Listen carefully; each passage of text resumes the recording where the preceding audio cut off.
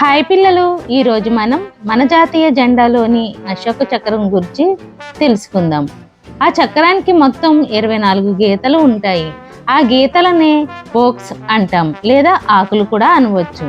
ఈ 24 గీతలకు అర్థమేంటో తెలుసా?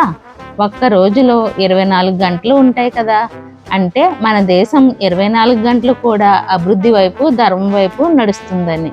మన భారత జాతీయ పతాకంలో మధ్య ఉండే అశోక చక్రంలో 24 ఆకులు ఉంటాయని చెప్పాను కదా.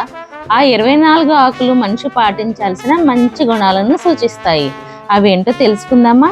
ప్రేమ, ధైర్యం, సాహసం, శాంతి, దయ, కరుణ, సత్యం, నిజాయితీ, న్యాయం, ధర్మం, క్రమశిక్షణ, ఆత్మవిశ్వాసం, సేవాభావం, త్యాగం, వినయం, క్షమ, సమానత్వం, ఐకమత్యం, బాధ్యత, కృషి, జ్ఞానం, వివేకం, ఆశ, విశ్వాసం.